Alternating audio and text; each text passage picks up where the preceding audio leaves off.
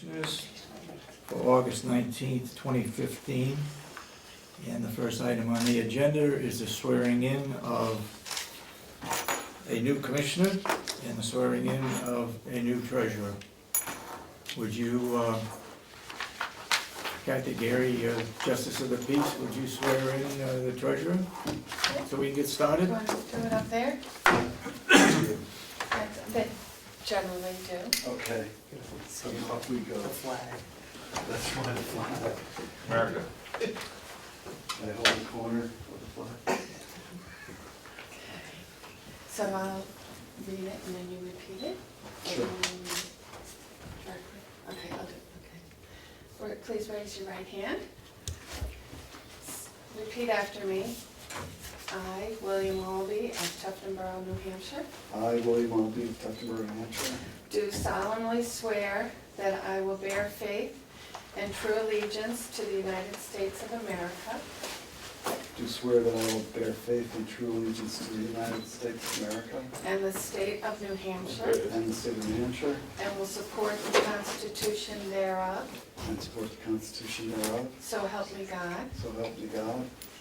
I, William L. Albee, I, William L. Albee, do solemnly and sincerely swear do solemnly and sincerely swear and affirm and affirm that I will faithfully and impartially discharge that I will faithfully and impartially discharge and perform all duties incumbent on me as county treasurer and perform all duties incumbent upon me as county treasurer according to the best of my abilities, according to the best of my abilities, agreeably to the rules and regulations agreeably to the rules and regulations of this Constitution of this Constitution and the laws and the laws of the state of New Hampshire, of the state of New Hampshire. so help me God.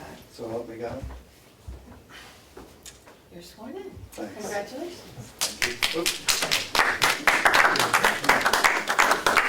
Thank you. One last.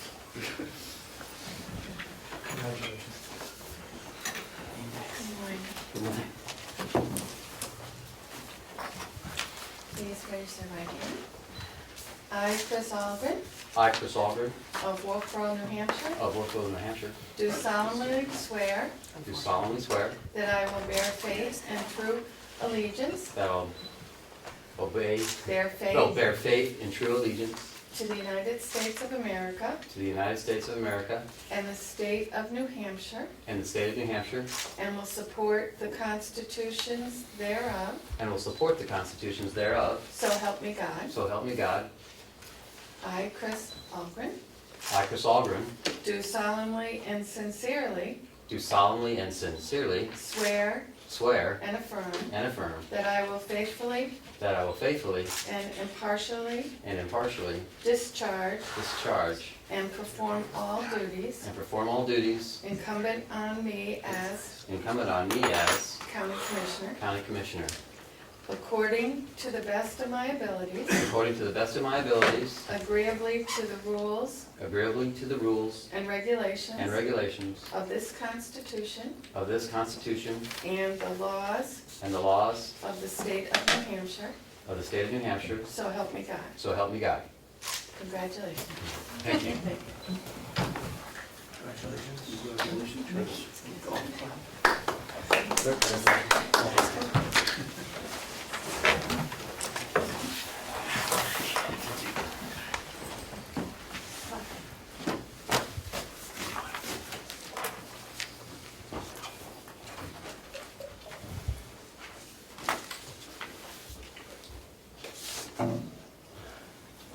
At this time, I would like to ask Chris Algren.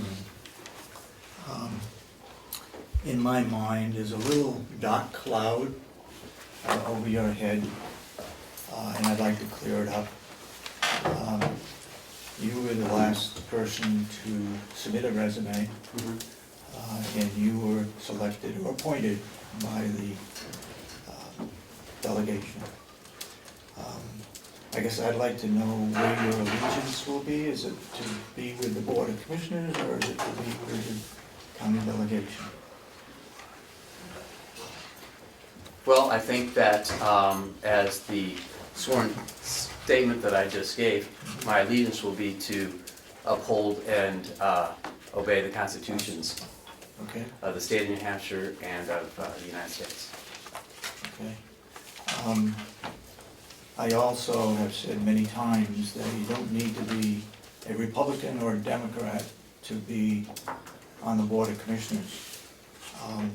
We're here to represent the employees of the county as well as the taxpayers of the county. And I hope that you would agree with that condition, that we represent both the taxpayers and the employees in moving forward. Would you say that was correct? Well, I think I can agree with most of what you said. You know, being a member of a particular party is part of the political process, but the discharge of my duties as a commissioner do not directly reflect upon those party lines. Okay. And I think you will find that if you look at my voting record, while a member of the representatives of the State House, you will find that necessarily the party line was not always the one I took. Okay. Then I would again welcome you as a commissioner. Thank you. I know that you are a person that we can trust, and that's where we'll be. Okay, thank you. Okay, I'll open up the meeting for public input. Yes, ma'am. Hi, I'm Chris Sawyer, resident of Tufton Borough. Mr. Sorensen, how long have you been a commissioner? 15 years. Mr. Babson, how long have you been a commissioner? 3.5 years. 3.5 years. Did you both take an oath just like Mr. Algren did? Yes, we did. You did? Okay. I did. I did too. Okay, good. I'm here today because on Monday there was a no confidence resolution that was voted on here by the county delegation, and in here it's 2 pages long, and there's several items on here, but they are referencing violations of the laws of the state of New Hampshire, which I believe you took an oath that was just like Mr. Algren did, and you swore to follow the laws of the state of New Hampshire, and in here this resolution states clearly that that did not happen. So I guess I'm here today to ask, do you plan on both resigning as a result of this resolution? I have no comment. I don't. Okay, thank you. Any other public input? Yes, sir. Yes, Representative. Thank you. Welcome, Commissioner Algren.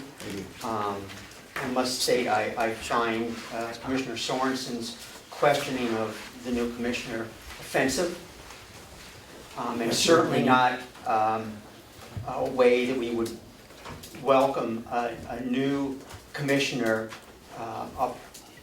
an honorable representative of the people in the past few years. I find it startling. Secondly, the commissioners have evidently adopted some $139,000 worth of cuts to be made to line appropriations. With planned expenditures for the rest of the year over $11 million, I think that that is inadequate when you've withheld funds from nonprofits and you are talking about a very significant increase to the taxes of our citizens. So I would offer you my proposed additional cuts totaling some $346,000 plus, and ask your kind consideration of expanding your cuts to the expenditures for the county budget. Thank you.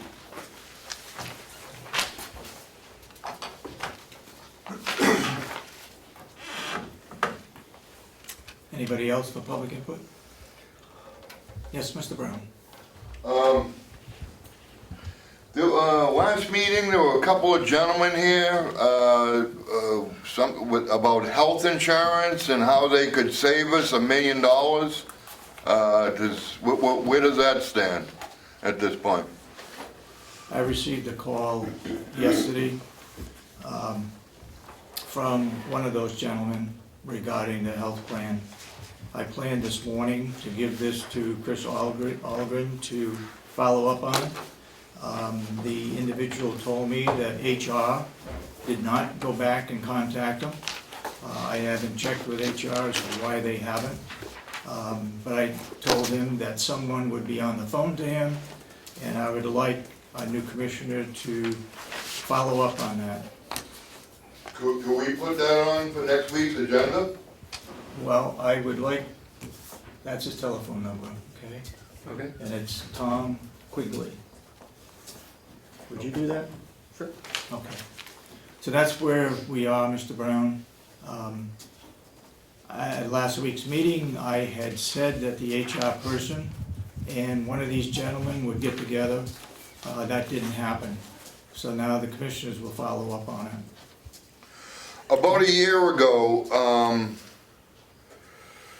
the performance audit stated that there were absolutely zero financial controls in Carroll County. Now a year later, where do we stand on those financial controls, policies and procedures? I would disagree with what you just interpreted as to the matrix that was done. We do have some controls. We do now have a county administrator, and we are in the process of hiring a financial director. That will proceed in making all kinds of changes in our financial structure, along with the newly elected treasurer. You have some financial controls? Are these some financial controls that have been put into place since the performance audit? Or Did I say that? you said some financial controls. I didn't say that we put in anything since the audit. Well, that's what my question was. When you stated that you have some financial controls, my question is, when were these financial controls put into place? After the audit? Before the audit? Regarding the audit, we're taking steps to hire a financial director. That person, along with our administrator, along with the Board of Commissioners and the treasurer, will review any and all financial policies and update them and correct them to the best of our ability. But we've had a financial administrator for who knows how long here in the county.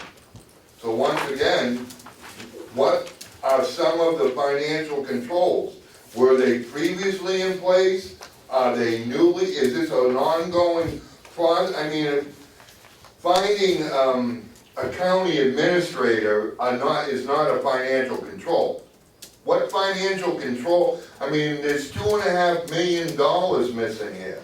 So clearly, we're lacking in financial controls, as the performance audit stated nearly a year ago. So what are some of these financial controls? When were they put in place, and what have the commissioners done since a year ago when that performance audit come out, and how many new financial controls have been put into place in the last year since the audit? Commissioner Babson? Mr. Brown, I can tell you one for sure. The people that balance the checkbook sign off on a sheet every month that they've done it. That wasn't being done before. That's one of the reasons we had some money absconded with. That'll be taken care of. I don't believe the $2.5 million is missing. Mr. Brown, as corrupt as you think we are, I think it's a deficit. Yes, we don't have it to cover it, but it isn't missing. Well, to that point, until the people, this is the people's money. Until the people can get a complete an accurate accounting of every penny of that $2.5 million, that money is missing. And we are legally owed an explanation. Mr. Brown, your point is well taken. Anybody else got any public input? Yes. Before I leave, what I'm gonna do this morning is present the minutes of the delegation meeting and the vote for a public hearing on Okay.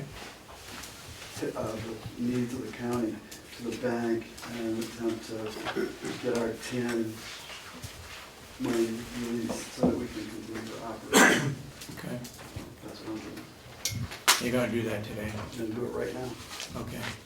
You think you've got enough information that the bank will I release think those so. I funds? mean, they were looking for assurances. We've got a vote of the delegation. I think there was, Yeah.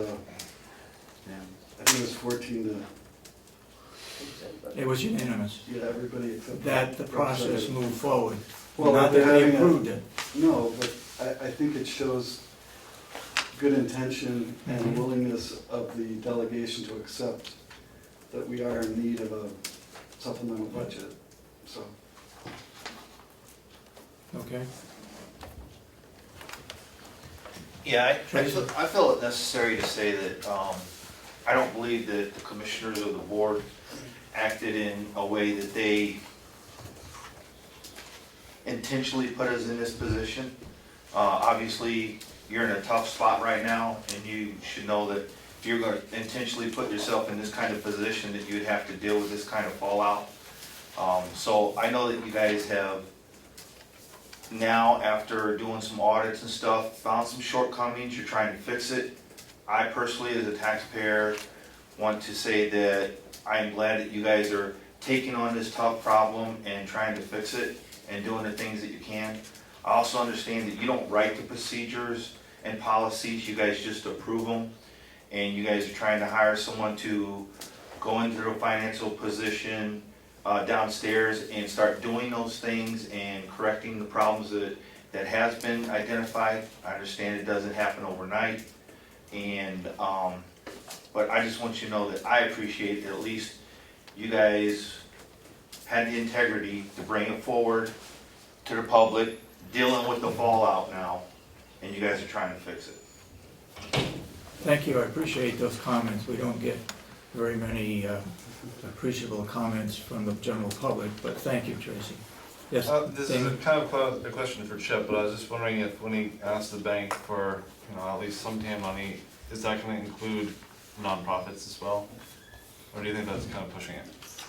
Well, as a treasurer, my only job is to secure the TAN money. What the commissioners do with the money is their decision. That's above my pay grade. We haven't voted on it, but I think we said that once the TAN's money is released and we have enough to pay our bills, then the money would be released for all of the nonprofits. Okay. It's been stated in the past, nonprofits do a fantastic job. And we really didn't want to hold up their money because we know that they do a decent job. When we find ourselves in the condition or the stance that we're in presently, where we can't get through to the end of the month, we have to do something, and that's what we did. So, from my standpoint, and we can take a vote of the board if we want, I say as soon as we get enough money released from the bank, that we continue to support and pay our obligation to the nonprofit organizations. Have a comment, Commissioner Babson? Well, I think the first thing we gotta make sure of is we pay our employees. After that, I have no problem paying the outside agencies whatsoever.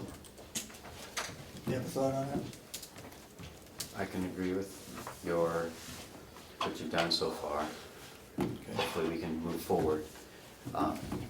But you will be returning for item 2 on the agenda after you leave. You'll be returning to discussion of Treasurer and Bank of New Hampshire, how to proceed. Will that be part of your input today? I didn't look at the agenda. Sorry. I apologize. I didn't realize I was on it, You are, that's so. This discussion We could of skip right to treasurer, it. If you want, Mr. Chairman, we could skip right to that. You just want to tell us what, do you have a plan in place, or? Well, what I've done so far is, obviously, we've created the analysis. We've got the letter from our auditor agreeing to do a forensic audit that I believe you guys need to sign, or one of you needs to sign, as well as the I administrator. haven't heard that. This is the first I've heard of that. Okay. I have a copy, I think. You'll have a copy Ken has a copy as well. in your folders. So my, Yep. It should be I don't in the think so. packet. No, it This is- isn't, Ken. just for me, right?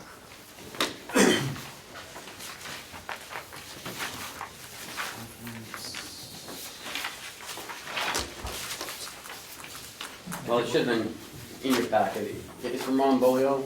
It's an engagement letter. Is there another one? No, I'll run downstairs and grab some.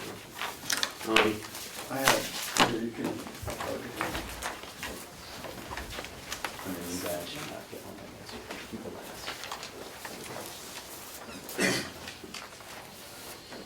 last. It's an offer from Ron Bolio to help us work towards forecasting financial statements to the end of the year. That, he's offered to help us with the bank if need be. So his fee is $17,500. To do financial forecasting to the end of the year. And because it's a third party, because it's going to a third party vendor, then it's another $1,000.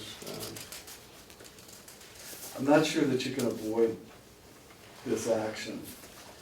I mean, all the assurances in the world for me as the treasurer need to be backed up by our auditor in the form of his CPA, et cetera. And stepping back a second, he did agree at the meeting on Monday with the numbers that we generated. That's right. Those numbers were generated in 3 different methods. One by me, one by Ken, and one by Kathy Gary in the office. And then DRA also looked at our analysis of the issue and came up with kind of an agreement, although they hadn't finished their analysis. They felt as though that was probably the area around which we needed to focus, which was $2.5 million. Ron Bolio also agreed. So now we have a general agreement, 3 different approaches to try to solve the problem or establish the need. Now we need to present to the bank our plan for going forward. And the plan for going forward obviously includes the public hearing that's scheduled, or getting scheduled for the first part of September. So my plan this morning was to establish generally what our TAN needs are going to be between now and the 1st of October. So I can tell the bank, this is how far into the TAN money we will inevitably get prior to resolution by the delegation, to try to establish some sort of comfort for them going forward. It may be that we can get the TAN money released today, and if there is no resolution after the public hearing in September, it would be frozen again. I certainly hope that doesn't happen, but it's an ongoing process. I also need to explain to them the function of DRA in the establishment of the tax rate. And my understanding, and you can correct me if I'm wrong, is that they're not going to step into this morass until nothing happens, and now it's December, and now we need to raise more money. And then they'll set the tax rate for us. But they're not gonna work their way into this calculation before then. They'll get us a report, once it's done, probably in the next week or so, as far as their calculation of what our actual needs should be for the balance of 2015. So basically, you're going to be asking the bank to release money at least through what period of time? Well, I'm gonna ask them to release the TAN money. I don't think we're gonna set, I'm not gonna suggest a calendar, Okay, but I am gonna try to assure the bank that we're not just gonna have them release the TAN money today and we'll take out the balance, you know, the mhm, $4 million or whatever is left in there and put it in our bank account. So there'll be a process that we're going through, and okay. hopefully if they have any other questions, they can direct Anybody me. have questions from the board? I just had one for clarification. Mr. Ali said forensic audit, and this says financial forecast. Are they the same thing? I don't believe so. Probably not. So it's a financial forecast? I guess I was Okay. thinking of two different problems. The forensic audit, which I'm hoping we can include in Mr. Bolio's work product, is the establishment of the bond money trail. Mhm. When we started the bond for the nursing home, what we paid along the way, whereas, you know, how does the balance flow on that particular bond? Because there was some question about $1.3 million being somewhere. Yeah, I know it's on our balance sheet, but I think we need his input on how that whole thing went together. You know, there was some question about how money was spent. At one point in time, there was a comment that commissioners' mileage shouldn't be paid out of that bond proceeds, but I remember that we went to, when I was a commissioner, we went to each town in the whole county mhm, and presented the project prior to its, approval. actually prior to the vote of the delegation to go forward. And that was extra duty for the commissioners as far as the mileage was concerned. It really wasn't reflected in their normal business. So there was a discussion and then there was a vote and then mileage was charged against the bond because that was why the cost of the mileage was increasing. So it's issues like that that I think need to be clarified finally, as opposed to just clarifying one or two little points at a time. Right, And then 6 months from now, having another one or two things come up. But I think we can put that to bed with the help of our auditor. okay. We kind of slipped into public input, could we ask questions? Yes. Mr. Sorensen? Go Okay. ahead. Mr. Albee, is the bank concerned about the nursing home bond trail, as you said? Has that been a real issue or not? No, No, okay. no, they haven't mentioned it to me. They have mentioned to you, okay. And could you clarify exactly what you're gonna go to the bank with today? Is this correct, is the 17.5 being approved by the commissioners No. for forecasting yet? Not yet. Not yet, okay, so you're not gonna bring that to the bank 10 minutes from now? No, No, okay. I'm gonna bring the offer to the bank. If the bank makes it a condition, I'm gonna bring that condition to the commissioners. Okay, so you're gonna offer the I'm gonna bring- financial forecasting? I'm gonna bring the offer that Mr. Bolio presented to the commissioners to the bank. And they may say, that's great, I hope everything works out fine. They may say, when you've signed that letter, call me back. So that is a process that's gonna happen. Okay, so you're gonna offer that, I understand that. And you said that Kathy, Gary, Ken, Chip, and DRA roughly, the three different approaches have arrived at what number? Is it 2.5 or 2.6 or? Well, we were all within $100,000 of one another. Mr. Bolio, didn't he say on Monday, I thought he said 2.6, he thought that would be a good He number? agreed with my number, which was 2.6. Okay, so, I don't know that we never had a discussion about the analysis right. or the technique. You had a discussion with Ken last week, I think, where you came in with 2.4 roughly, he came in with 2.6. After that meeting last Wednesday, you agreed on 2.6, is that kind of where you two are at, 2.6, and then Bolio's at 2.6? I'm just trying to get, what is the number that? Okay, will be well, the off- number that the delegation agreed to have a public hearing on is $2.6 million. That's Okay. the number that I came up with. Okay, But discussion I had with the county administrator was when he came up with his need, right, it was a little different, but it Right. was well within the range of what I was looking at. That was the end of that discussion. There was not an agreement going forward that we were gonna decide that's the number we're gonna use. I presented a treasurer's report, which I'm obligated to do as the treasurer, okay, then the delegation, and the county administrator also prepared reports.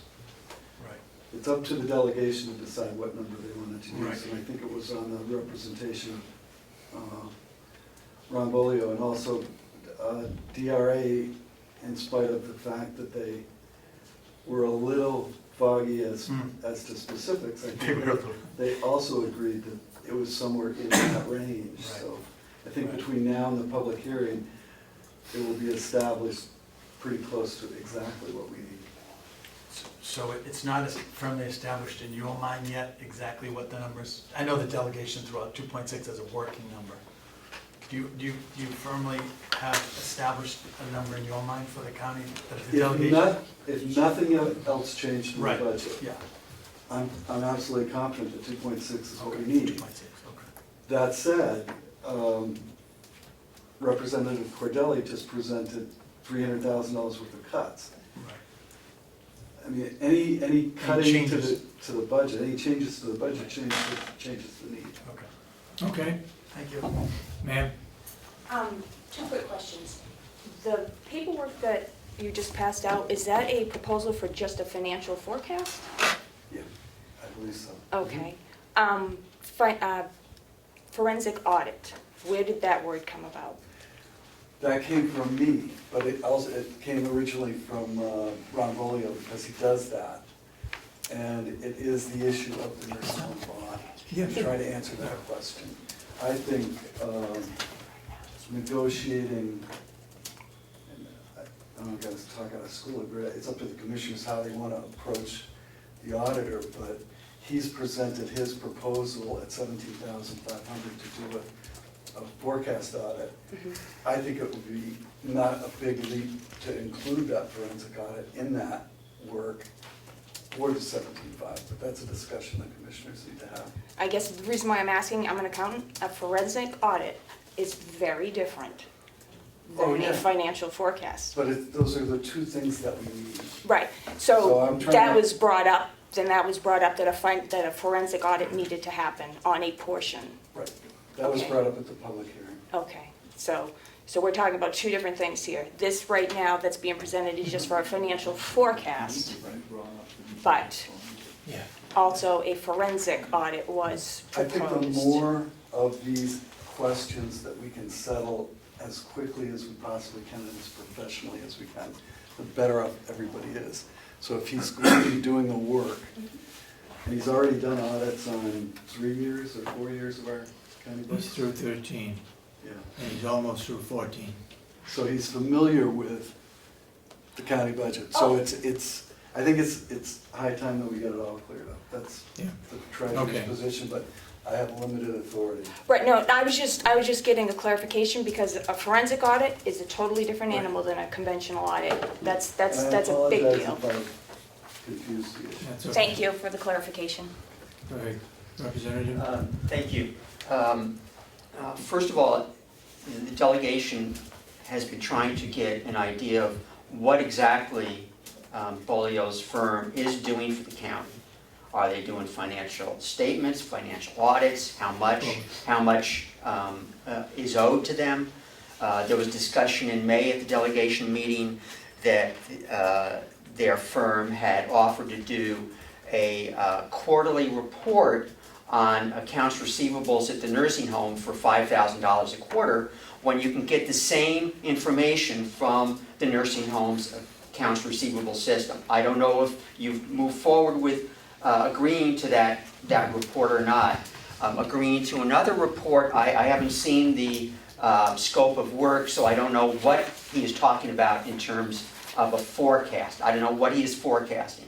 I agree with the lady from Tuftonboro that a forensic audit is a totally different animal. I think there is agreement that that is required because we have to know where this money is gone, and we don't know where it's gone. But I would also say that if we are going to have someone do a forensic audit, that we need to go out for bid for that. I have questions about someone who's done the financial statements, the financial management reports, the audits, also doing a forensic audit. So I have great questions about that and how you're moving forward with all this. My understanding is that Ron Bulio at the meeting suggested a forensic audit, and that's probably why he has sent in a proposal. You had some questions of the treasurer? Thank you, Commissioner. Treasurer Albee, thank you for stepping up. It appears that you are definitely a step ahead of me and most everybody else in the room, and I appreciate it very much. It's clear to me that the first thing that we need to do is to make the banks comfortable with what we're doing here and how we're progressing forward. And, you know, as a commissioner, I want to make sure that you understand that that's my objective, is to get to you whatever I can through this board, everything you need to get this done as quickly as possible, hopefully looking at the clock rather than the calendar. That's my hope. Okay, so I have no problem signing off personally on anything we need to do to get this rolling, because that's what the whole county needs.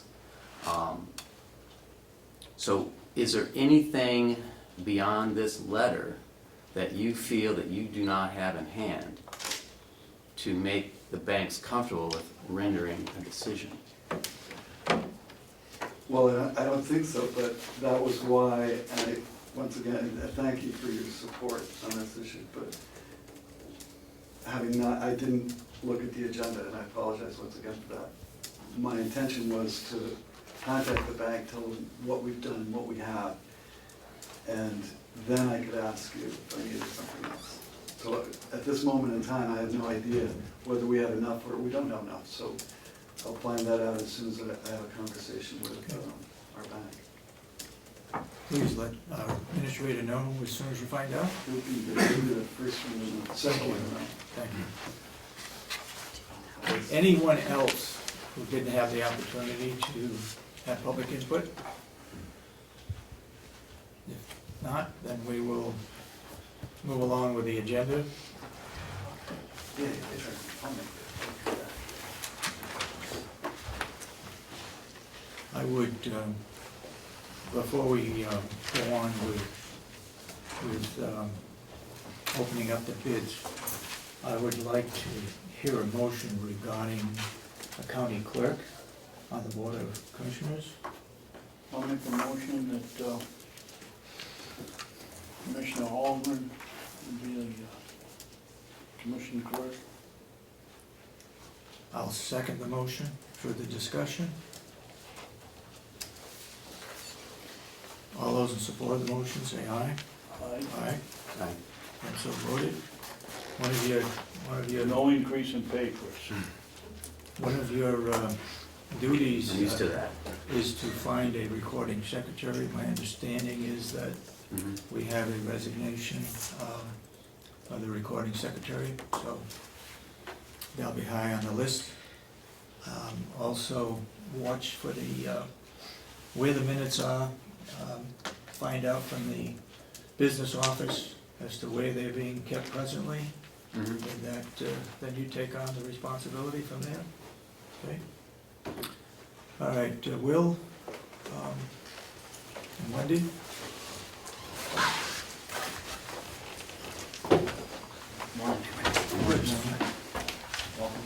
Thank you.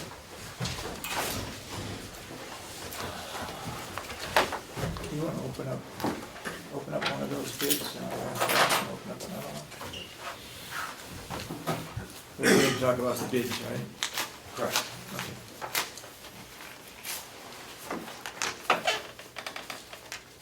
Go ahead, you can read off the bid, who it's from and what the amount is.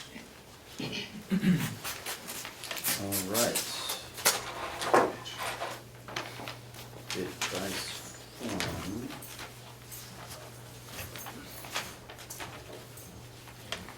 It's from the P. Gilpatrick Logging Company in Lebanon, Maine. And the bids are aggregated here somewhere, I would imagine. No, probably not. That would be the next step, is they've bid on what they will pay for a whole variety of different products. And then next step will be to take all of those bids, multiply them out times the volumes, estimated volumes, and come back with the aggregated bids from each person. So all we're doing now is looking at the bids as to the individual items that would be grouped together for a total bid. Right. These all had to come in by 2 o'clock yesterday, so we're opening them and we'll, my hope is that I'll take the numbers, pull them all together, check references, and then make a recommendation for you for your next meeting. And the bid from Mr. Babson, you had what bid from where? The bid here is from C&C Chipping in Allenstown.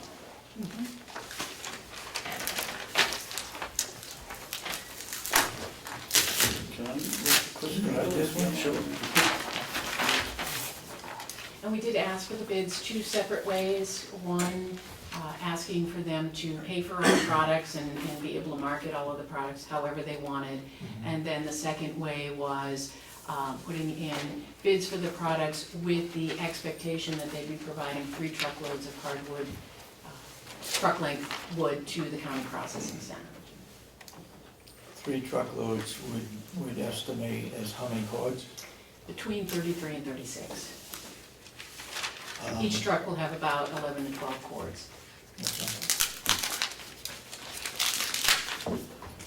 I think we need to follow up afterwards that we were gonna get the remaining amount of wood if we have to purchase it, or we have to, whatever we have to do.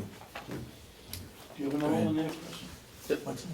No, it's- Oh, Unfortunately, actually.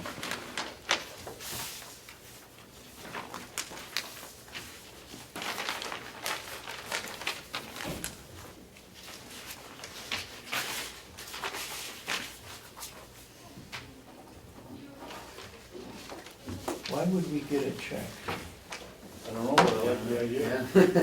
Oh, sometimes they, when you accept a bid, you ask for a check. We did not do that, but that is, the state does that when they put out for bid. And we will request a check from whoever we choose as the high bidder. So,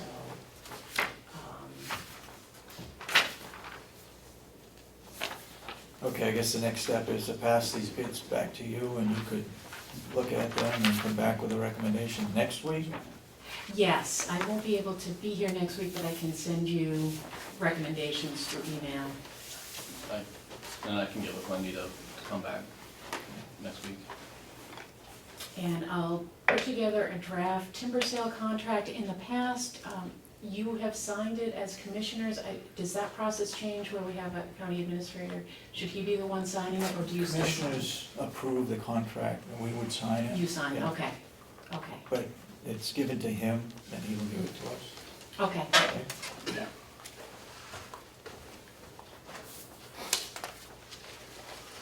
Is this different than what you've got? No, it was the same one, the prices are different. But a long shot. Is it customary for a logging company to send in 2 bids? No, Oh, you asking me if this is the same bid that I had, to get a duplicate? Yeah. We didn't get 3 bids that you're aware of. We got 4. We did. Four bids. 4 bids. Oh, I'm sorry. Yeah, there's 4 separate bids. He has the other envelope. Commissioner Babson is the he. I get the, here's the other one. Oh, Yeah, there were 4 bids.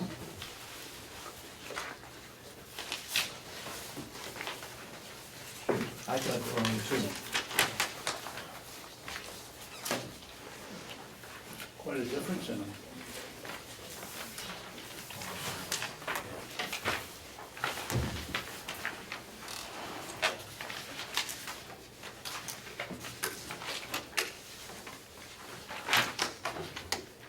This is CNC chipping. How much you have? What is this one? David K. logging, okay. I've got your packet logging. And this one was day here. And I believe that's this one, that goes with that one there. Okay.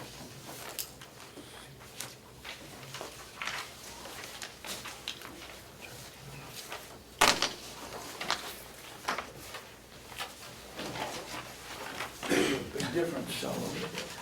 Yeah. Yeah, This I one, agree with your assessment. We should hand it off. Let them figure out what, they all seem to have a slightly different methodology of proposing their bid Yes. to us, this so. one here, And we're just looking at here is them. that one. Sounds like a perfect idea to me. That, because it You got the doesn't. 4, I believe, right? Yeah, I got 4 bids, I have 4 envelopes. You can recollate them and, yeah, it does appear to be Great. perhaps a little bit of forensic analysis of those bids in order to tell us what makes the most sense. That'd be great. Okay, Okay. So that's something that Thank we you. can have next week? yes. Good. Thanks, Thank Will. you. Thank you. So, Who doesn't have the Ron Bolio letters? I think of the 3 of us all do now. We got that. At least this one. This is what I There are have. 2 sets. Oh, we don't, I believe I only have 1 set. I So don't know. The one that we have is discussing the that's fee the one for for the, yeah, for That's the the, 17.5, yeah, that one's that one. 17.5, that's that one. I don't have a 17.5. So, okay, so you have that one, so I'll give that to David, so you get that. Then you need 1,000, I don't know how this happened, you need the Okay. second page. And David. gets-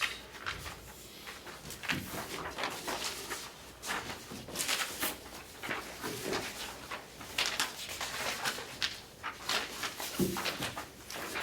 All right.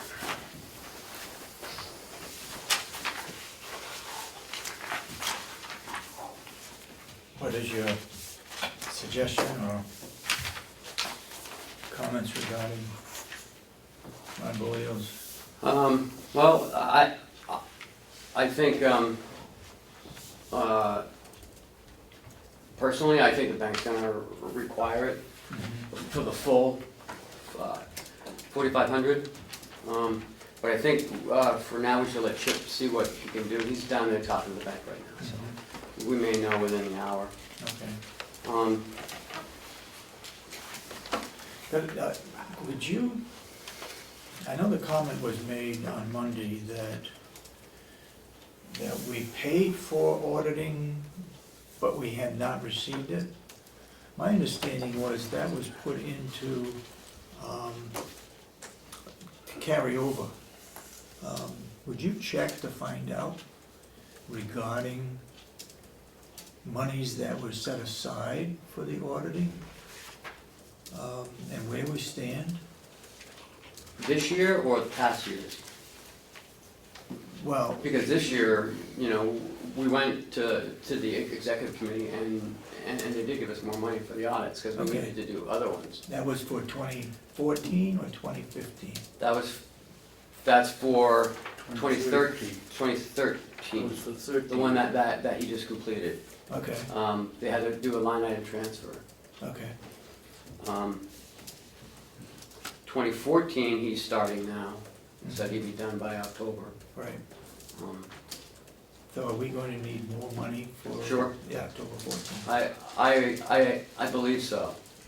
I'm not sure, because that was Denny and the executive committee, Yeah. but I'll research it and make sure. I know there's a couple bills that have come in for like 1,200, 1,500. We will probably get another bill for him at Yes, the meeting on Monday, yes. and that will probably be another $3,000, like the other one. Probably. But, I mean, these are, services, we need him to give to us, so, I mean, I don't think we have a choice.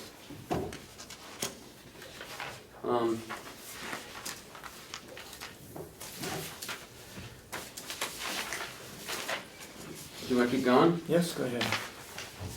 No, I can't find my notes right here.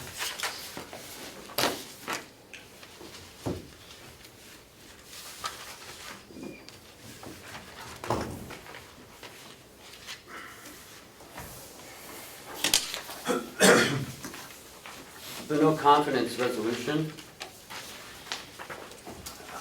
I think you want to make some comments on that?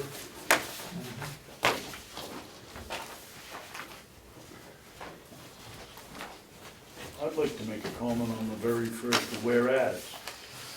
Commissioners have led the delegation to believe the financial statements and audit have been done annually. That is an absolute lie. I was here about 8 weeks in my new term when I discovered wholly by accident that we hadn't had any audits done at all. The next week or the week after, I had my own accountant come in and tell us what needed to be done.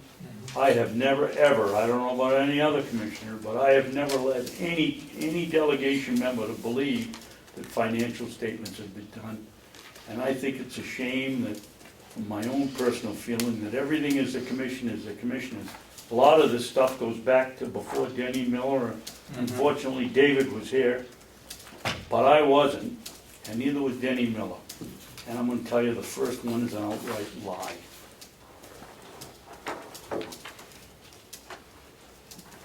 Well, on another. On my part, I didn't do it. Okay.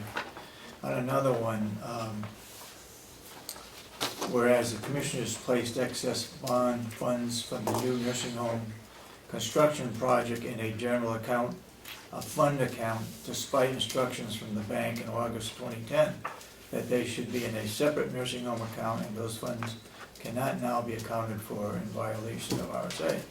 The auditor, I believe, said that the funds were placed in a special account, and he said that on Monday.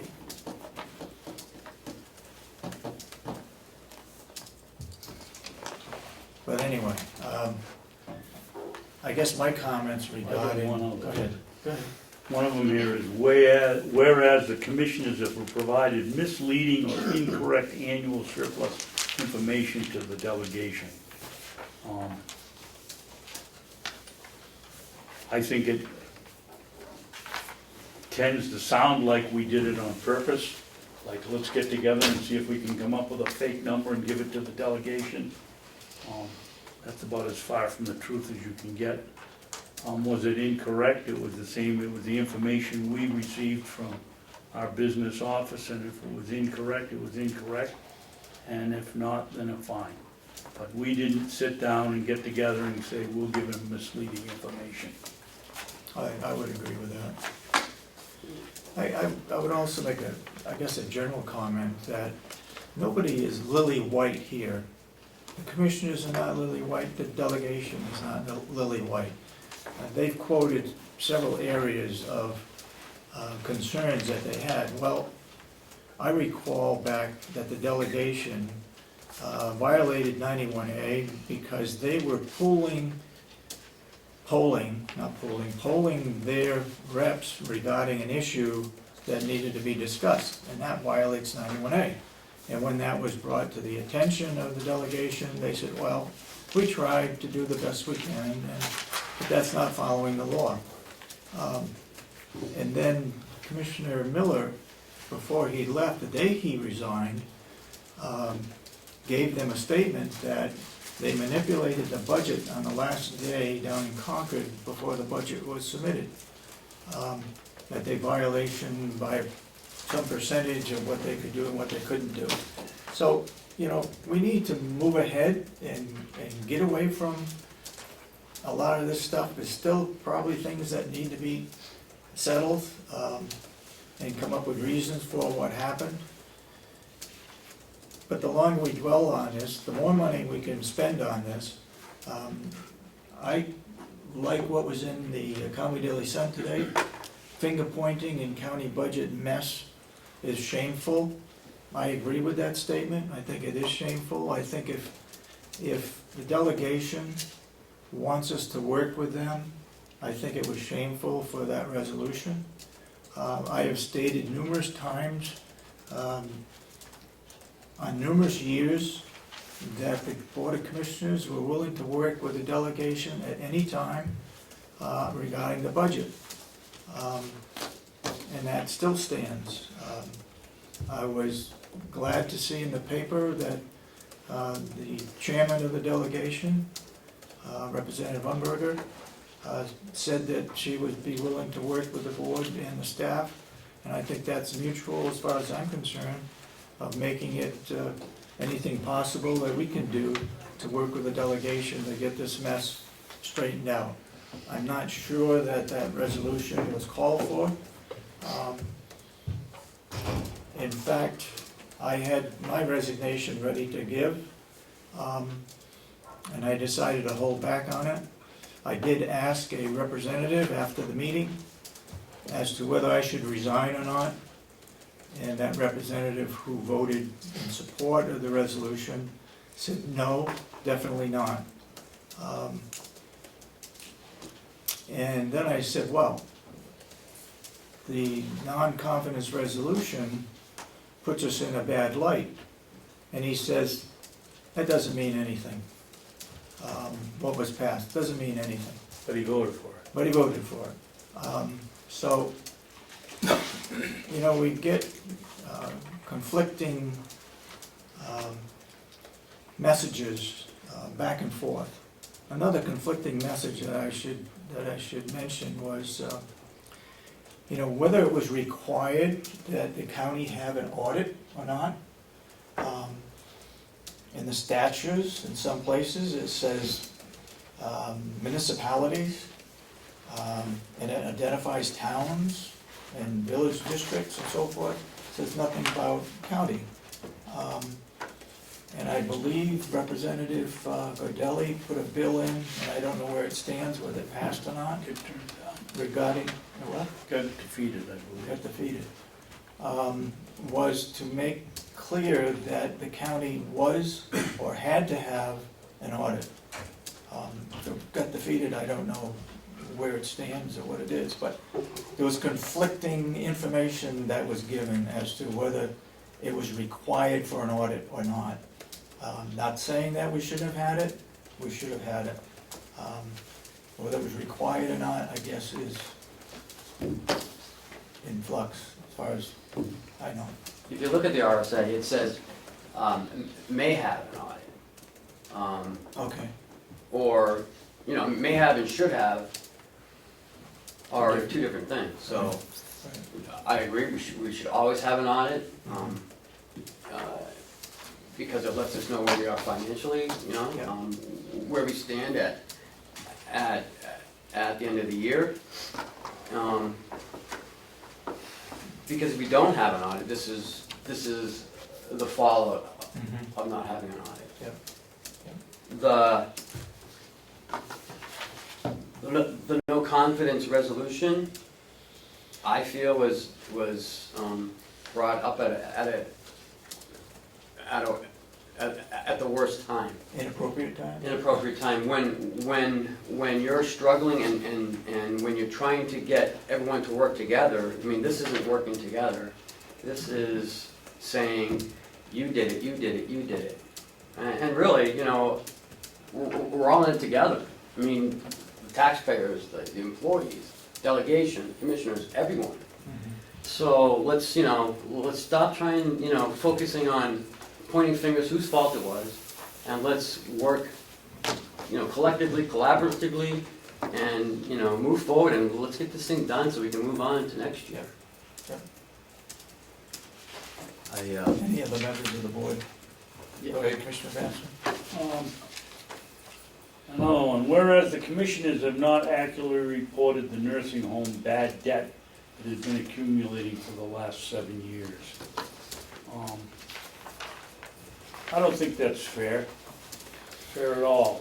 The delegation was looking at the same paperwork we were looking at. I'm just as guilty as the rest of them because I was a member of the delegation and I'm not an accountant. When you see on there hay sales, $40,000, the money's in the bank. You see wood sales, $30,000, the money's in the bank.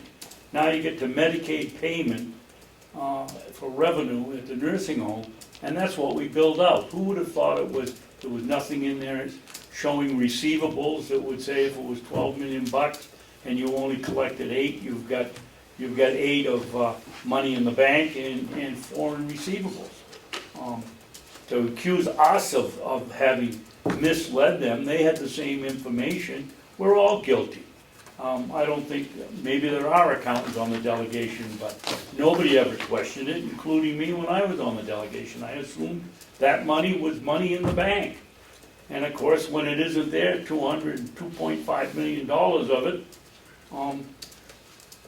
and you've only collected a portion, and you think you got the whole thing in the surplus, you're starting to have trouble. we just have to remember that in nursing homes, everything's on an Accrual basis. So, it may take 90 days, 120 days to even receive payment, and you're not gonna receive 100% of it. No. So, Maybe we should have an orientation program for new delegates to explain this. I had no idea of that, and I voted for it for years.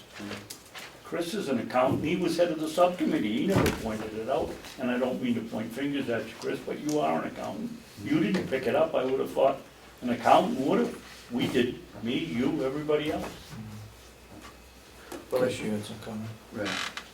Well, in respect to the nursing homes bad debt situation, as I mentioned at the meeting, what we see for budget paperwork doesn't involve cash flow analysis and bad debts. And those revenues that are realized on the accrual basis, they are written down, as you kind of alluded to, they don't pay the full amount, but they are written down in the realization of those revenues. So those are the expected revenues based on the contracted rates, based on what we billed. So if we haven't received them, we need to find out why, make those corrections. It's my understanding that the nursing home believes that a lot of these debts that they want to write off as bad debt, that they do believe they will eventually realize. Unless the person hasn't died. Well, and Yeah. again, anything over 12 months, I doubt we're ever gonna get.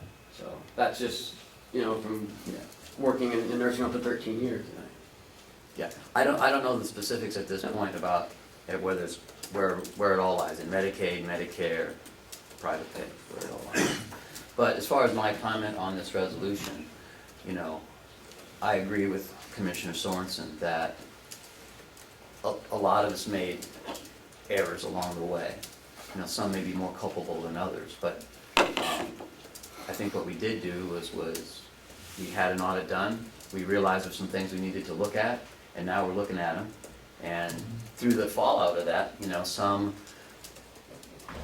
problems have occurred with the banks. And that's really, our number one concern, and that's where we should be moving forward too. And in my opinion, what this says is that the delegation voted that they have no confidence in us. And it should be probably our second objective, is to regain the confidence of the delegation. That's what we really need to do. I mean, whether they're founded or not, I think we've all been accused of things that we were not necessarily directly culpable for, Their accusations, I agree. Most of them are probably maybe a little embellished, perhaps along the way. And And I think that's what we should do. We should move forward about regaining their confidence. We can look at these things, and most of these things through the audit and what we are laying forth will be resolved through their natural course of events. And us trying to stand up against them, I think is a waste of our, time. Now, that's easy for me to say, I agree. because I agree. I just got here. So, but that's my position on it. You know, they have some merit, but I think what we're doing is gonna resolve a lot of these if we do our due diligence about getting these things before us accomplished. And I like what you said, that you just got here, because now I'm not the new guy anymore. Okay. You want to continue on with the work session, Ken? Yeah, I think we should move on to number 4, Okay. supplemental hearing venue discussion. Commissioner Sorensen, just a Go second. ahead, Treasurer. I just got off the phone with the bank, and they're willing to move forward incrementally. Our cash needs through September are $2.3 million, and they've agreed to release $2.3 million. They need to see a copy of the minutes of the vote, but they also need to see the results of the public hearing that's coming forward in September to finish the process. So financially, we're in good shape until the end of September. Nice job, Chair. So, Thank you, we got a Treasurer. job. Yeah. Thank you very much. Wow, that's good news. Absolutely. Wow. See, we're moving in the right direction. That's right. It's all kind of work out. So, the supplemental hearing venue, even though we moved it from here to the courthouse, it was still very crowded, very hot. A lot of people couldn't hear. So after the meeting, I spoke with Howie, possibly moving into the nursing home. So once I hear from Madam Chairman about the when the date is and the time, she's talking early September, first week of September sometime. She was wondering, should we do a daytime meeting, a nighttime meeting? So I think it's still gonna remain daytime, probably 9 a.m. I just need to hear what the date is gonna be.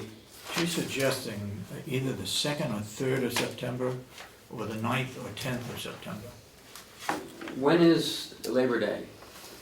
The 9th, 10th. Oh, the 9th is Labor Yeah. Day? Yeah. Probably shouldn't have it then. The 1st is a Tuesday this year, so it would be. Yes. Oh, it'll be the Yeah. 7th. Monday, So- Saturday. It's a Wednesday and Thursday, the 2nd and the 3rd, and the 9th. It's either a Wednesday or Thursday. Yeah, that's before Labor Day. Yeah. I think you should do it sooner the better, yes. Yeah. Yeah. So we need to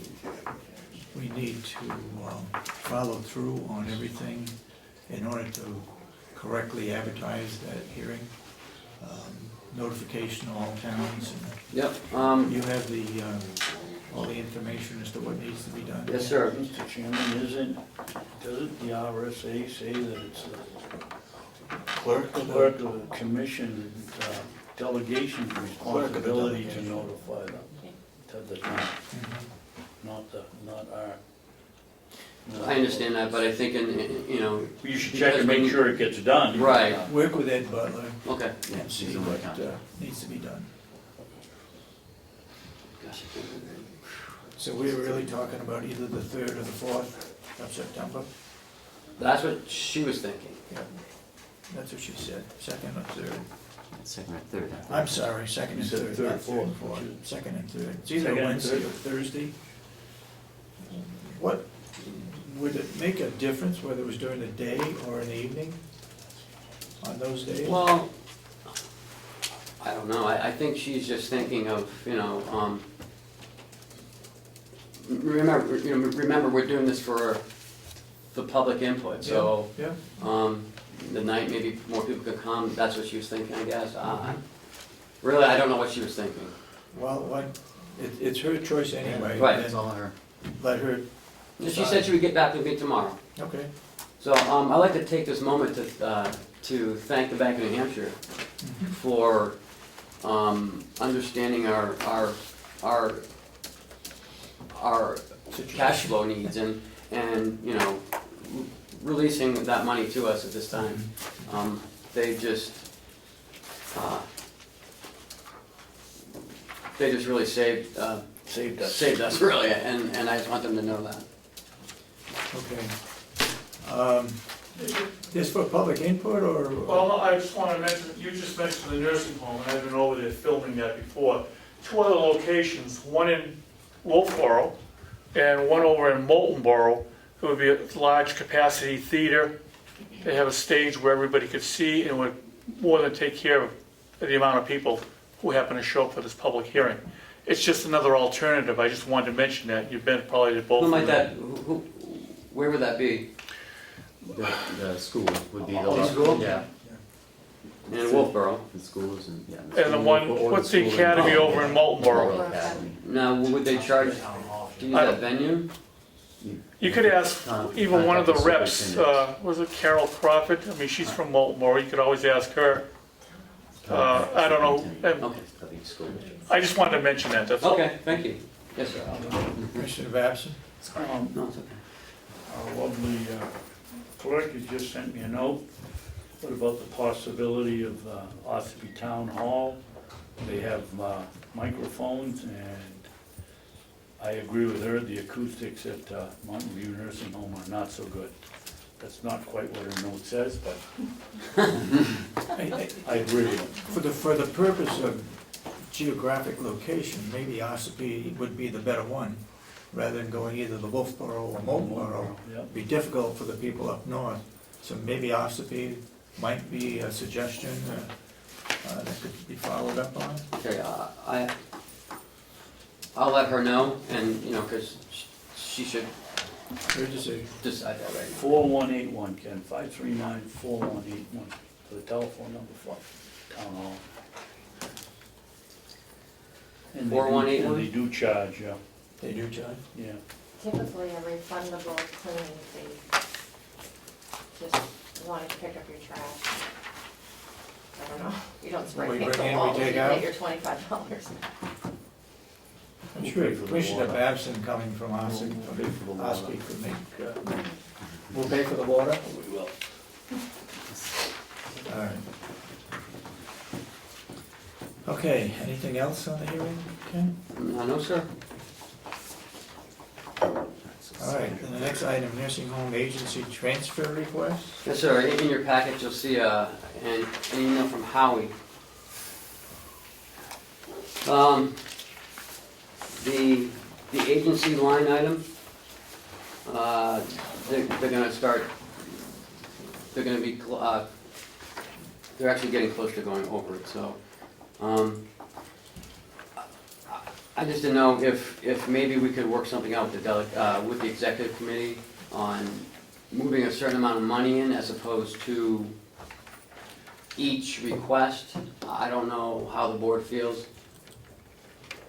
Ken, I think I know I just filled one out, and we had $62 and some cents left over. They're way over on this agency line. Every bill is $700 or $800. Yes, sir. I mean, you just never know if someone calls out and they need to fill that spot.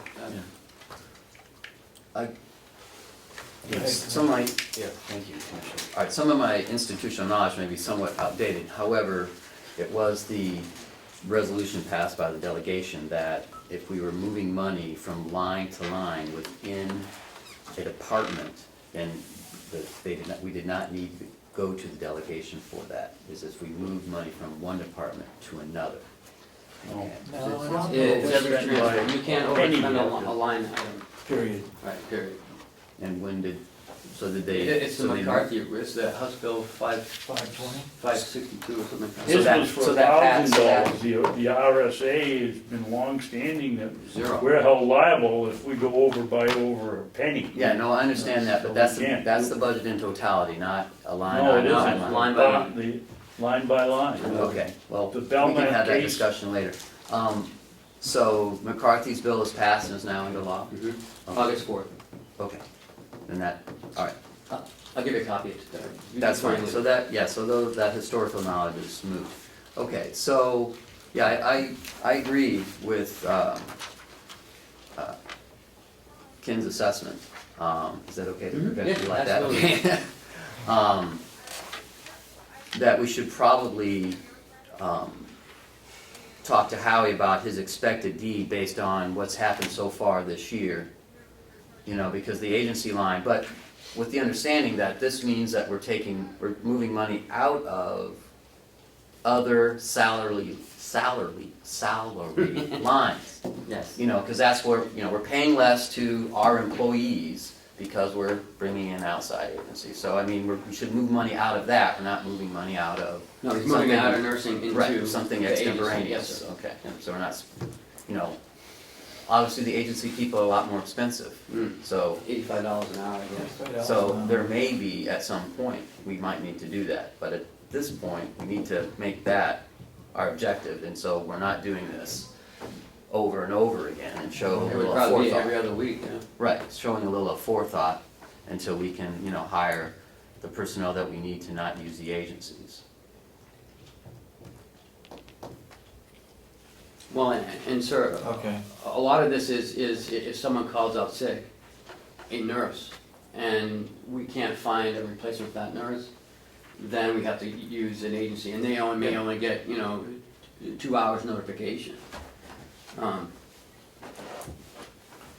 Okay, the other issue that he has is I do not have a list of what previous transfers have been made.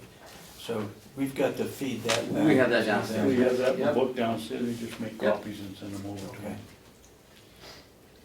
them. And I believe Kathy Armstrong sends it over to there, I'm not sure if he ever gets it, so she should broaden her email to What was to it, include Ken? the administrator. Kathy Armstrong sends over the line item transfers, but I think she sends it over to But that's in, the schedule. that's in the business layout form, not the, I thought you were talking about sending over the actual transfer form that's signed. No, just Signed by because the he's saying, delegation. he doesn't he's saying he doesn't see it, I guess, so Okay. I just wanna make sure, you know, he actually gets it. Okay, all set on nursing home agency transfer request? Next item? Unfortunately, we have a letter of resignation from Melissa Seaman, resigning from, as the Commissioner's recording clerk. The final day would be September 2nd. You got a copy of that? Yep, that's in his packet as well, I just gave it to you. Yep. Thank you. Well, that is bad news, because this is the best clerk we ever had. Absolutely, and Very true. I understand, but I think she's being very selfish. For my needs, anyway. I think she does a great job, and I think that I'll be hard pressed to find someone else to fill her shoes. We're sorry to have to probably accept your resignation. But comments have already been made as to how good a job you've done. You have been the best. So, Well, at least she goes out Appreciate that. above and beyond, as, you know, as far as the recording clerk. okay. I hope she reconsiders. And if we take this to the vote, mine's no. That's two. And also, I think we should revise our, if I so may be inclined, that we should revise our request, or at least our favorable date of the supplemental budget hearing to be, what day did you, by September 2nd? No, she'll still be the recording secretary for the delegation. She's just removing herself from You're the just board. putting on us. Excellent, okay. That sounds awful. That is a point well taken, That's it's like technically, selfish. yeah, that is a point well taken. Okay. Did you get in touch with Jason? Yes. I did. And it just very briefly, we had a young man that was okayed for work release, and we didn't have enough bracelets for him to go out. So while he's sitting over there costing us $100 a day, we're waiting for a bracelet to come in so we can release him. It's not the jail's fault, because if they take them in, bracelet in, they have to pay for it while it sits on the shelf. So we're sort of in a bind, but I think we ought to be working somehow to see if we can't work around this so we have a couple of extras available. Or even if we, call the day before, they could ship it next day air, we could get it the following day. That's Cheaper far, than $100. yeah. Well, we don't know, the judge says the judge springs them on this day, they don't know a day ahead of time they're gonna do it. No, but We could once at he least cut a releases day, we it, could save a right, day. then call and then I have it know they've sent been up. waiting for the bracelet now for 3 days and they expect it today. I would just upgrade it to the next day air. You know, that problem and the problem at the nursing home in filling beds is almost the same. We were told that it takes about 3 days to fill a bed. So we have 3 days that we're not collecting either the Medicaid or Medicare, or if they're private pay, they're $330. And so that has to be taken into consideration when come budget time. In the past, I'm talking about several years ago, maybe 5 years ago, that we always compensated to have 3 empty beds, and it was always budgeted for having 3 empty beds. That's not true anymore. We budget for 103, and it's impossible. So there's a deficiency right there, where we're losing money, and it's not accountable. I mean, it's almost, I don't know how you can be at 100% every No, day. they can't. Because it takes 3 days, and it takes longer if you haven't filled out the financial application for Medicaid, if you haven't filled out the application for the nursing home, if you haven't had your doctor say that this is the care that you need, the nursing home care, Yeah. you can't just come into a nursing home because you want to. Yep. I mean, Yep. it's medically necessity. And yes, we do have people that want to come in, but they may not want to come in right now. They're not ready to come in. Yep. Either the patient or their relatives are not ready to have them come into a nursing home. So that has to be all worked out and communicated. So it all takes time, and I think we need to budget for empty beds. Mhm. I'm not sure how else to do it. Okay. So to this point about the bracelets, Commissioner Babson was feeling that perhaps we should have a bracelet or 2 in reserve, and. Not if we're gonna pay for them. No. But we ought to be Right, able to so, work a but that, deal with them. that pricing is not, that's not feasible, that's what I'm saying, because we pay, how much per day for the bracelets? I think it's $100 a week. We pay about $80 a week for the bracelet and charge the inmate $120. Right, okay. So the next day, so clearly the next day air, as opposed to having this person wait, is the way to go. That's So what I would that's- suggest that. So that's, And if that's Third your option wish, is we could take that inmate that's waiting to get out, put him in the nursing home bed, well, there's an and idea. then collect. I don't It's just, think this the is state just a wants small that. savings, that but it's would something Yeah, I don't that think seems the to me state. we could work out here somewhere. Do we So have that's the anything else, direction. Ken, that you want to bring up? Do we have minutes to approve? Yes? Yes. Those? I do want to bring up some minutes I don't have the of minutes. July 29th. Okay. You probably don't have that with you. But you already, He needs clarity on a motion that was made. right, now, Denny made a motion about, Dave, you have a couple of minutes? Can you copy the minutes? Yeah, but he's talking about minutes that we don't have. you don't have these. It's Denny just made that- a motion back on July 29th. From this point forward, Cheryl's computer in the business office be purchased on the open market. This is because of the 501c3. Yeah. And all the software be purchased on the open market instead of going through the 501c3. That makes it sound like all the software in the business office should be purchased through, but I think we just want to focus on Cheryl's computer, because That's right. Denny's remark, remember, because of the water and Yep. sewer, Yep. he thought that maybe that might be a gray area. Ken, I think that was a correction I was gonna make last week or whenever we did. Continue on that, isn't the vote 3-0, unanimous? The motion passed 2-1 with Commissioner Babson opposed. Yeah, I voted it. I think it should say, Cheryl's computer in the business office be purchased on the open market, and that software be purchased on the open market, for just strictly Cheryl's computer. Yes. You follow that? Yep, Still opposed, huh? yeah. No, I want to see the correction, but no, I'm opposed to the whole. So instead of the, changing The it whole to, concept. Cheryl's computer in the business office be purchased on the open market.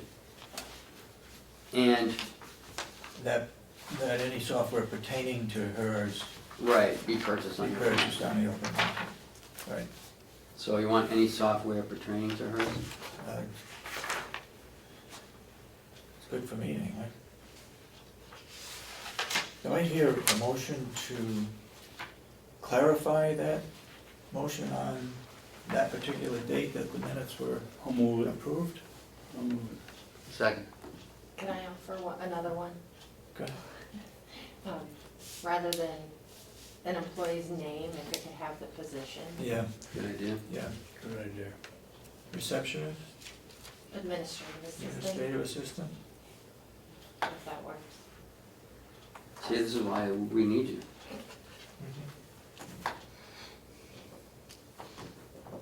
Okay, so the motion is, from this point forward, administrative assistant's computer in the business office be purchased on the open market, and all software pertaining to her computer be purchased on the open market.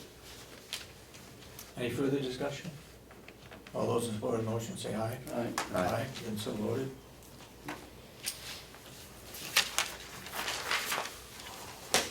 Okay, let's look at the minutes for August 12th. Page 2. Corrections? I think it would be more clear if we wrote, Mr. Robichaud report the county will receive only half of the BES credit. That's because of the continuing resolution. Will only receive. And the amount we were given down there in Concord was Right. $115,000. Yeah. That was discussed at the New Hampshire Association of Counties. I have more to add to that. By George McLaris, that this is going to affect every county that's on a calendar year basis, because it's delayed based on the approval of the state budget. And, it's so confusing, but let me see if I can get this out. So, if the budget passes, say, next month, then we will receive the other half Yeah. in October.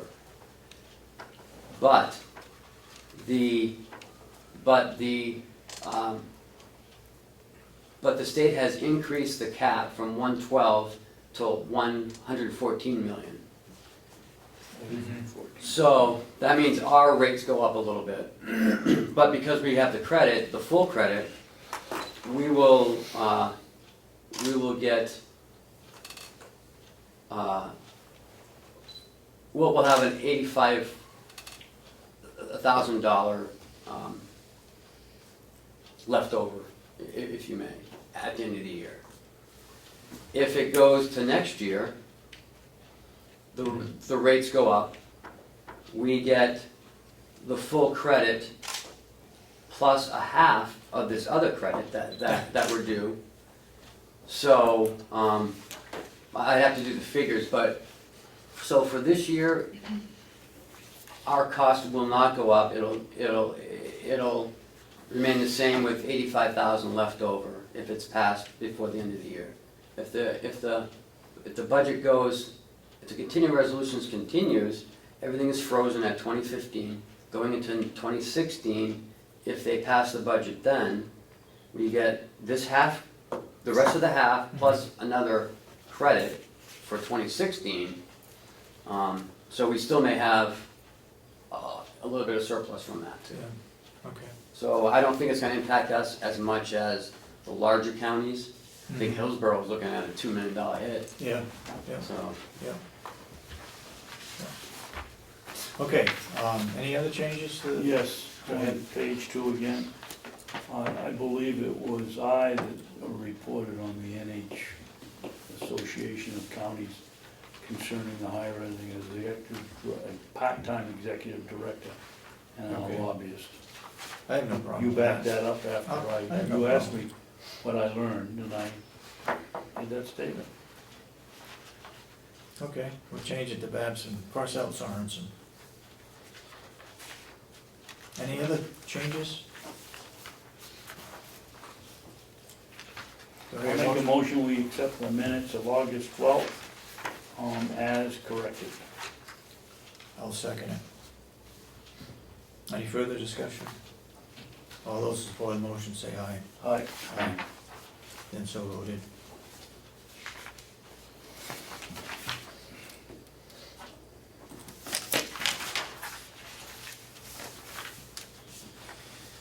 Okay, anything else that we can bring up?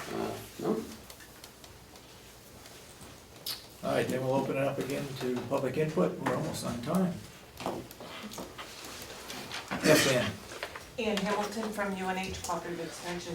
I was just curious, now that the bank has released some money, will UNH Cooperative Extension be paid our August and September invoices?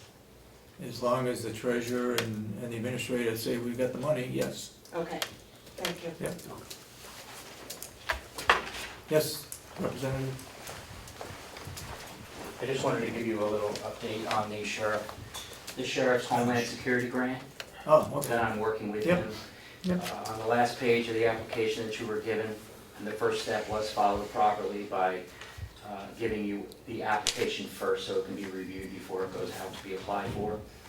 It was missing the grant terms and conditions, which may differ from the 2014 grant conditions that I believe we reviewed last year. Right, So I'm gonna go down and get them from him, and we'll start that process. okay, Thank you. thank you.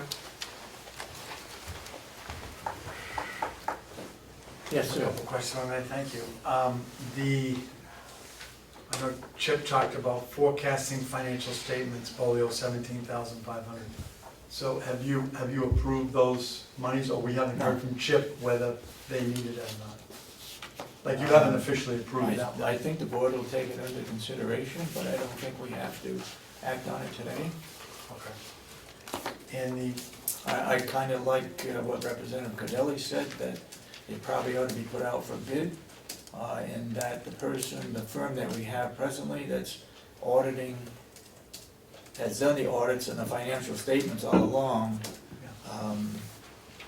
may have a conflict of interest. I don't know, but that's up to the board to decide.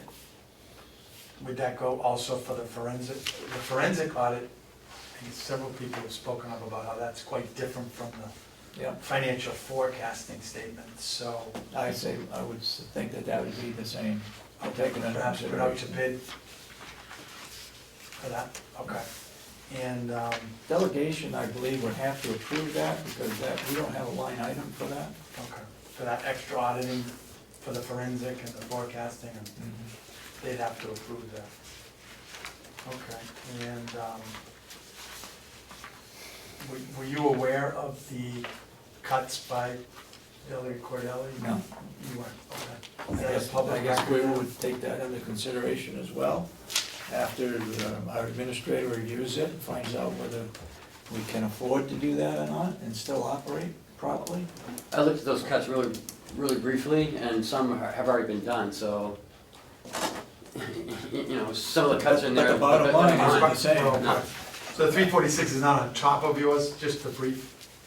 I guess that's to be looked at. Right, because some of the cuts in his, I've already You were- made, so, Okay. you know, his 345 now is not 345.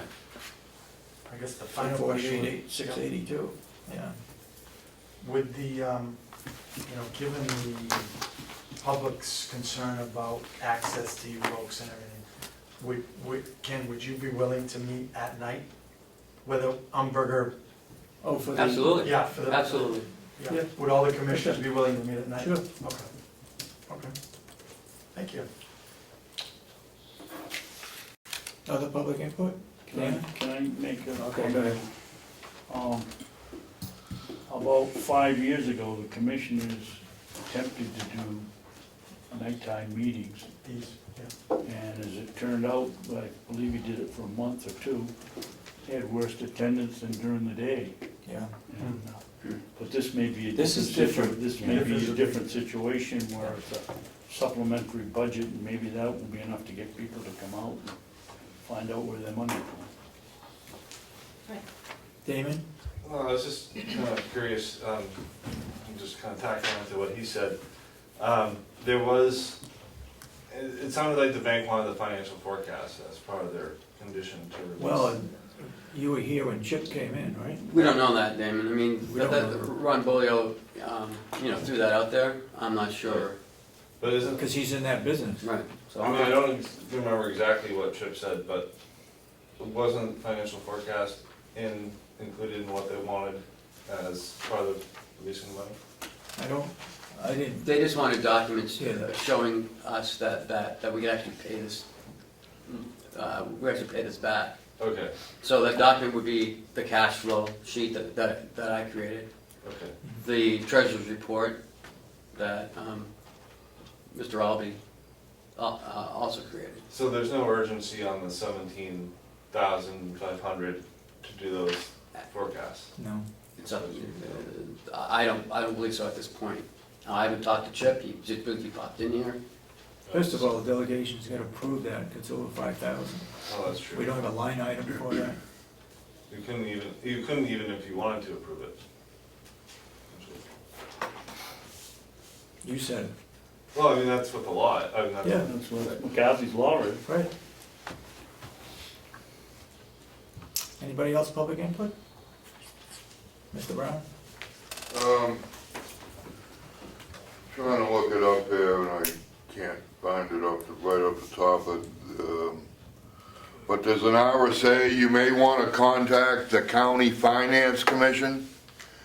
Because I was reading it, they have a lot of information and it appears that they'll come out about Medicare, Medicaid, elderly services. I know there's been a lot of talk about the bees and everything else, but someone may want to contact the County Finance Commission and maybe get them to come out to give an explanation as to the bees. I believe the County Finance Commission is made up of county commissioners and others. And because of the limited number, Carroll County and Stratford County are together. And that is George McGlaris is our contact, is our representative on that commission. Correct? You're shaking your I head. think so. I Yeah, think it's not like it's an entity in Right, itself, it's the right. County State Finance Committee. Yeah. It's not like it's not a state office or anything. But according to what I was reading in the RSA, it appears that they have information as to what all this information. I know there's been numerous discussion here about bees and how the bees is assessed and no one has a real understanding of what that is, so. I don't think the state has a real understanding as well. Okay, well, I'm just, like I said, I just Fluctuating. thought I'd throw that out there because I was looking at it. Do you have the RSA, Mr. Brown? That's what I said, I was just trying to look it up and I can't find it off the top right at the moment, but Okay. I'll look it up again and I'll bring it back to you next week. Thank you, sir.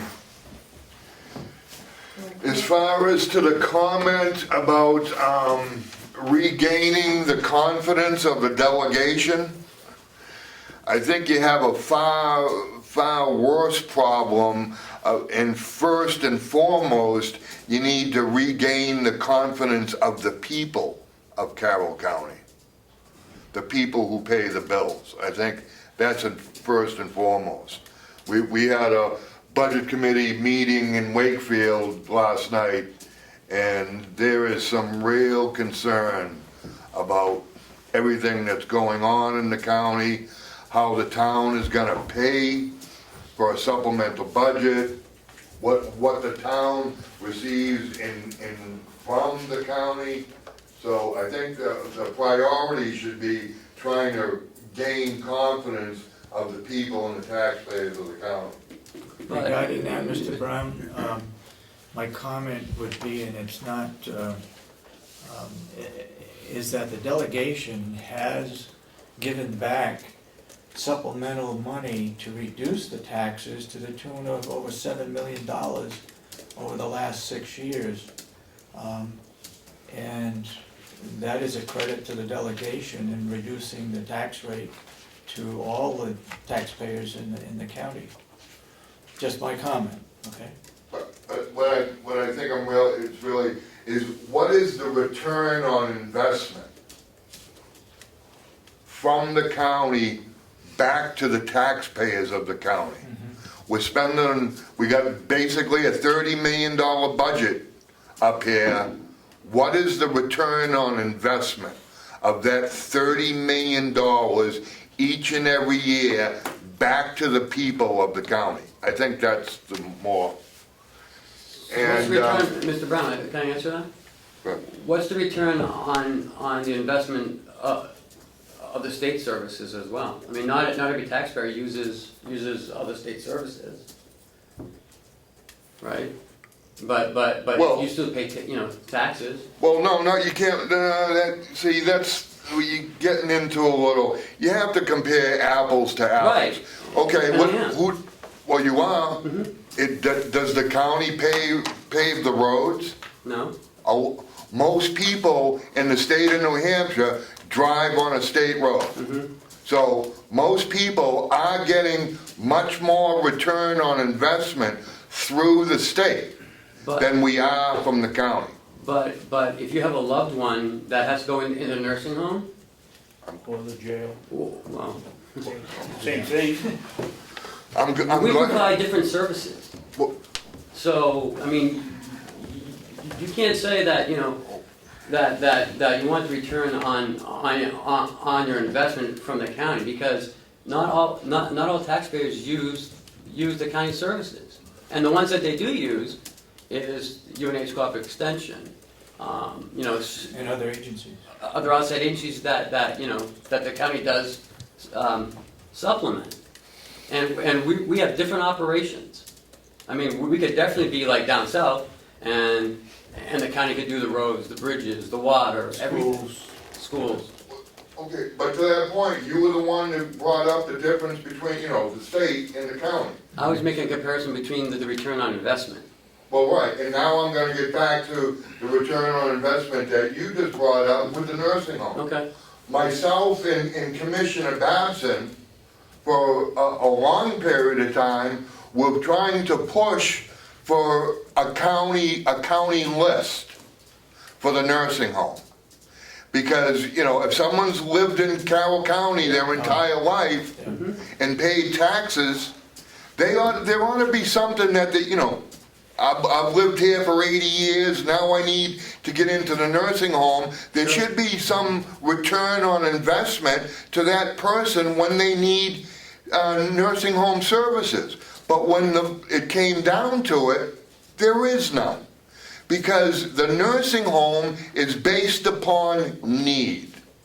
So someone who's lived here their entire life, 80 years, paid taxes to the Carroll County for the nursing home, they get to that day in time, they need to go into the nursing home, but yet someone from Wyoming, who's never stepped foot in Carroll County, that person from Wyoming's need is greater than the person who's lived here their entire life. That person from Wyoming will get to bed before the lifelong Carroll County resident. Therefore, for the return on investment, why are we even in the nursing home business if there is really no benefit to the people of Carroll County? Because it's all based on need. But yet the taxpayers of Carroll County continue to fund deficit funding of this county nursing home year after year after year. Again, the return on investment. There is no benefit for the people of Carroll County to have a county nursing home. it would be best served to sell the nursing home because their benefit will not change. It's still going to go by need. And Right. if we sell the nursing home, how does that solve anything? Because we're still responsible We still have to pay. for the elderly out in the community as well. But So we're still, So if they're in other nursing homes, we still have to pay for that. but we're still, it's Mr. $2 Brown, million deficit every year. Mr. Brown, if I could add to your conversation, and that is, I believe a resident, say this person from Wyoming, if their relatives or their kids live here in Carroll County, then that's how it happens. It's not a case where somebody from Colorado, Wyoming has a need and they come into our nursing home. There are other things that are necessary to meet those, that criteria for them to be in our nursing home. But if they apply, if that person from Wyoming applies to come to this nursing home, Yes, it's still based on need. well, it's based on other things other than just the need. Somebody from here has to be a resident of Carroll County who has also paid taxes for a number of years, and they want their mother or their father, who is now in Wyoming, to come to our nursing home. So there is all I'm saying is there are other requirements other than just somebody from Alaska wanting to come to our nursing home. Because no one wants to move here just to go to the nursing home. Mr. Chandler was very clear Yes, that okay, it's based on need. okay, we need to move on.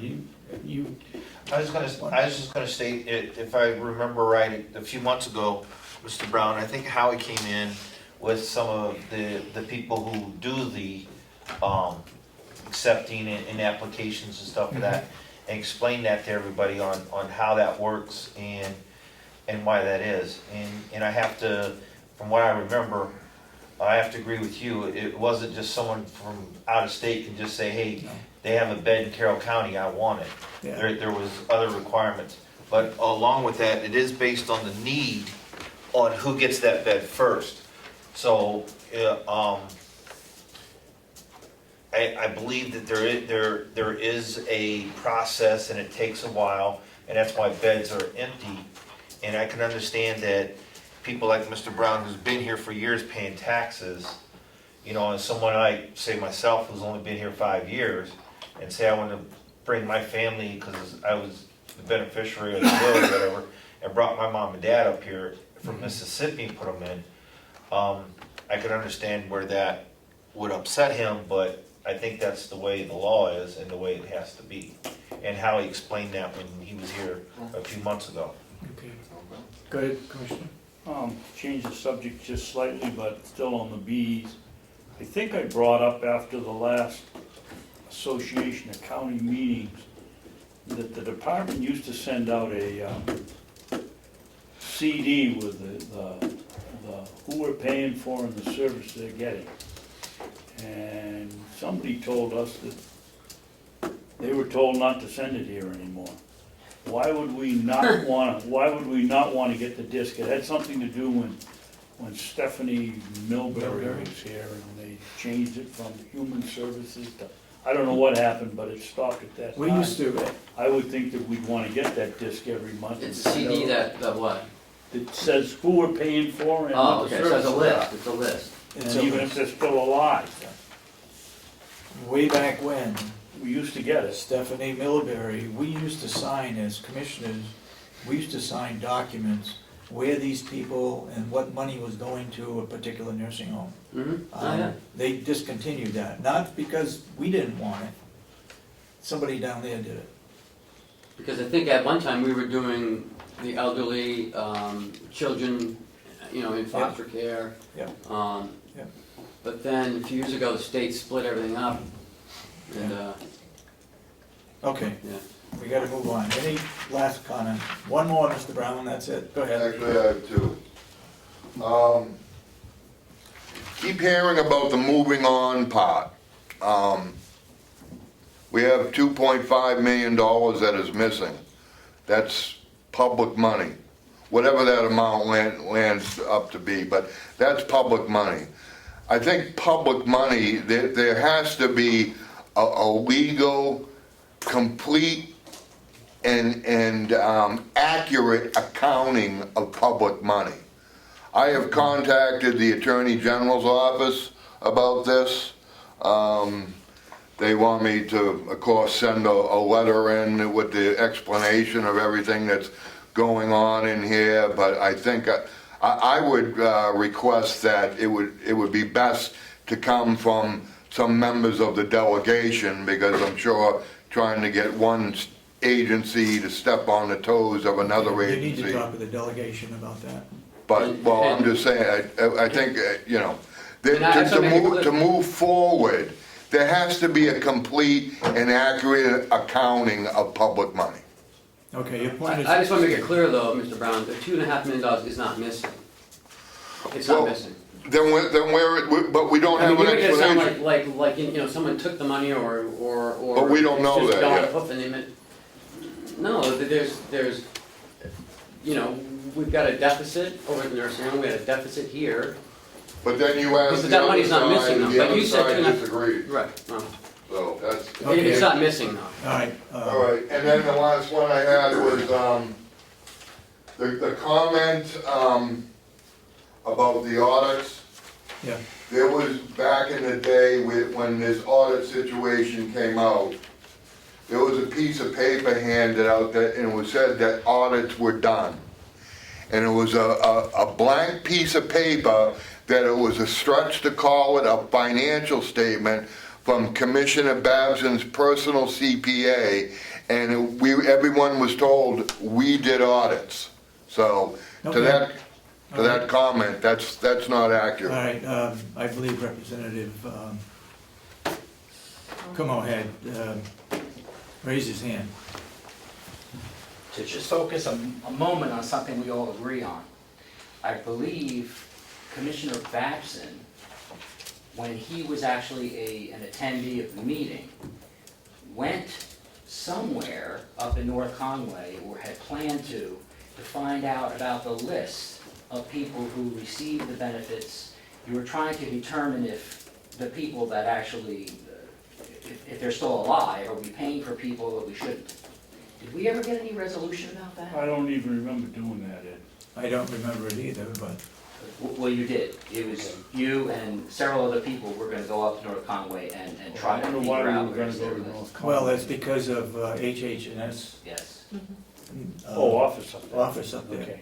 This is something we can agree Yeah, on. I agree. I remember hearing that. Now that you mention I it. think now that you're talking about it, that I did call and I got no answer. Well, this is important because this is a lot of money that keeps, now from that point, $4 that was million. back in 2011. So from that point to this point, they have tacked on a lot more money that we have to pay. Yep. And my question is, to the public too, has HHS itself ever been audited? Are we sure that the lists are correct? You're a representative and you go to Concord, you ought to find that out. Ask them. Well, that's one thing we agree on. That I do know that they were HHS, gonna come here and speak, and we were told that the person that was going to come here and speak from HH&S was told by the Not to come. supervisor not to come. thank you. Okay, last one. Go ahead, Dan. I think that to one of Steve's points, and Kim's been great about sharing documents, and I really appreciate his help that way. But we, from the public's point of view, we hear, well, there's 567,000 here, there's 907 over there, there's 1.5 million over here. It's very confusing. So it would be helpful to have, at least at the public hearing, a handout that says, all right, this 567 is this.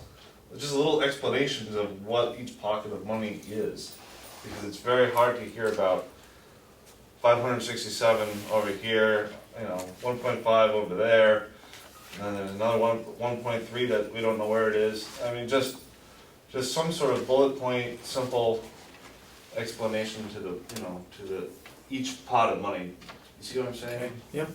I think that, well, it came to light in the audit from Bulio. Right, and I think he'll be there at this public hearing as well. Right, but from the public point of view, hearing an auditor speak in sort of auditor language, it's tough. So if you could break it down Simple? into plain English, that'd be. All right, we'll close the public hearing and I guess on the agenda, which was 10 minutes ago, that we want to go into non-public. And who requested a non-public? I did. Okay. I'll make a motion that we go into non-public under RSA 91-8.3, paragraph 2C, matters which if discussed in public would likely affect adversely the reputation of any person other than a member of the body or agency unless such person requests an open meeting. I'll second it, and we'll have a roll call. Commissioner Algren, Yes. Commissioner Sorensen? Yes. Commissioner Babson? Yes. The motion passes, we will be in non-public. I don't expect anything to come back into public after this, unless somebody's got something. I don't believe so, sir. Okay, all right.